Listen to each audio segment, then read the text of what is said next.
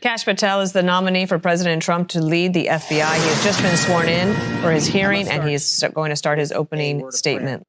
Whoa, guys, Kash Patel just took the stand, and he is not holding back. He's exposing FBI corruption. He's demanding real accountability. He's laying out his plan to restore law and order here in America. Guys, check out his opening statement as he goes through the confirmation process. For the tragic accident that befell our nation last night, where we lost civilians and service members, I pray for their families. I pray for law enforcement and military personnel, and I pray for their souls, and hopefully God will find them peace in the near future. I'd like to welcome my father, Pramod, and my mother, Anjana, who are sitting here today. They traveled here to get here from India. My sister's also here, Nisha. She also traversed the oceans just to be with me here today. It means the world that you guys are here. Jesse Krishna. I wouldn't be here today without their guidance, their unwavering support, and their relentless love. When President Trump informed me of his intention to nominate me as the director of the FBI, I was deeply honored. Sitting here today, I carry not only the dreams of my parents, but also the hopes of millions of Americans who stand for justice, fairness, and the rule of law. My commitment to these principles is deeply rooted in my family's history, which has profoundly shaped my worldview. My father fled Idi Amin's genocidal dictatorship in Uganda, where 300,000 men, women, and children were killed based on their ethnicity, just because they happen to look like me. My mother is originally from Tanzania. She studied in India, as did my dad, and they were married there. They would later emigrate to New York, as the senator pointed out, where I was born, and we were raised in a household of my father's 7 siblings, their spouses, and at least half a dozen children. That's the only way we knew how to do things at the time, in the 70s and 80s, the Indian way. But we would soon learn the American way. These values have shaped and been the driving force of my career in 16 years of government service. Protecting the rights of the Constitution is of the utmost importance to me and has been every single time I've taken that oath of office. The recent terrorist attacks in New Orleans tragically claimed the lives of 14 innocent Americans and serve as a stark reminder that our national security is at threat, both internally and externally. The FBI, the Federal Bureau of Investigation, and the Department of Justice, where I served, play a pivotal role in securing our freedoms and our safeties for American citizens. If confirmed as the next FBI director, I will remain focused on the FBI's core mission. That is to investigate fully wherever there is a constitutional factual basis to do so, and to never make a prosecutorial decision that is solely the providence of the Department of Justice and the Attorney General. For the first 8 years after law school, I served as a public defender, first for Miami-Dade County and later for the Southern District of Florida. During that time, I represented some pretty awful human beings charged with some pretty heinous crimes. But what I learned there was the core value that has been enshrined in me since, that due process must be provided without bias to all Americans. And if we cannot provide due process to the worst, then there can be no due process for anyone, and our constitutional republic fails. But I battled on that hill for that due process.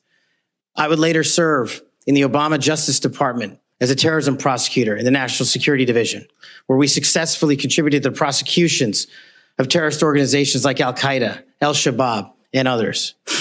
I was honored to receive the 2017 Assistant Attorney General's Award from Loretta Lynch for my work in helping the Ugandans bring members of Al-Shabaab to justice for murdering 74 innocent people, including an American. I would also receive the Human Intelligence Award from the intelligence community for related work on that mission.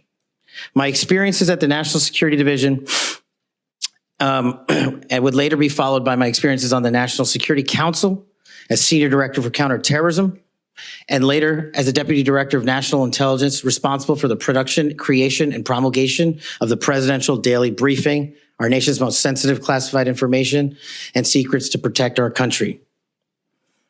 My time in the White House was preceded by my time right here in Congress as a staffer on the House Intelligence Committee, where I spearheaded the investigation that exposed serious FISA, Foreign Intelligence Surveillance Act abuses by members of the Department of Justice and the Federal Bureau of Investigation. That misconduct eroded the public trust in our FBI. The erosion of trust, as Chairman Grassley pointed out, is all too low today.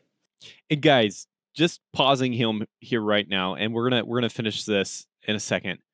But he's talking about restoring trust in the FBI, and as he's talking about that, what I'm thinking is, how did we get here?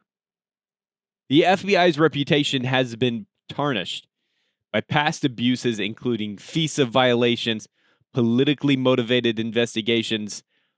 Patel's plan, he vows to restore transparency, he vows to restore accountability by fully cooperating with Congress and ensuring equal justice under the law.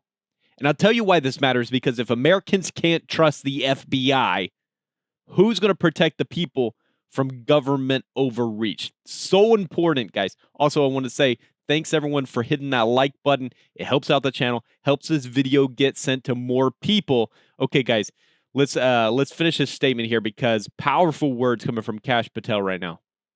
40% of Americans have trust in the FBI. In order to get it back, there's a twofold track, Senator.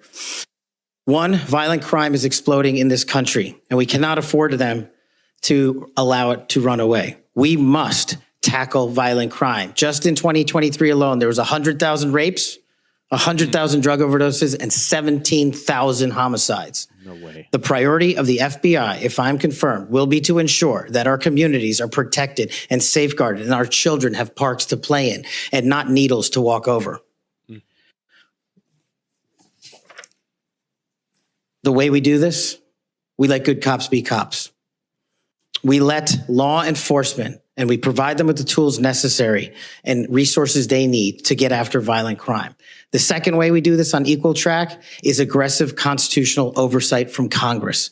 The public trust can only be restored if there is full transparency, and I am committed to that full transparency. Members of Congress have unfortunately submitted hundreds of questions that have been unanswered by the FBI in recent times. That will not occur if I am confirmed. All appropriate requests for information will be responded to expeditiously and fully. I'm committed to working alongside the dedicated men and women of the FBI. They are warriors of justice, and I will always have their backs because they have the backs of the American people. I look forward to answering your questions, and I want to take a moment to thank my family, my friends, people who traveled here, and my entire team that has made this day possible. God bless America, and I look forward to your questions.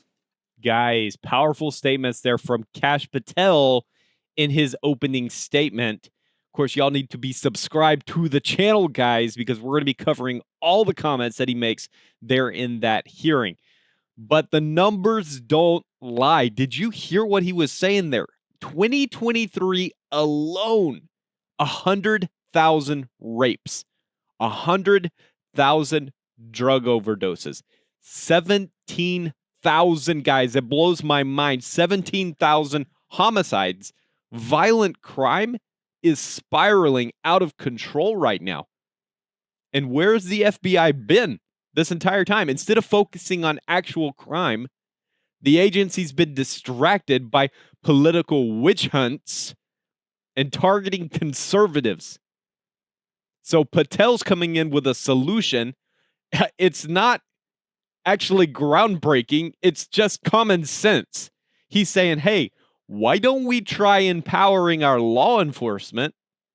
Let's prosecute some criminals and let's bring back law and order to American streets. Hats off to this guy. I think he's an incredible guy there. Just his opening statement as he goes through the grilling there on Capitol Hill today. But anyway, guys, appreciate everybody for watching. If you haven't yet, hit that like button. Consider subscribing, joining the community, guys, as we're trying to get the truth out to as many people as possible. And I appreciate everyone for watching to this point. If you watched all the way to the end of the video, guys, you're a legend. You're a real one.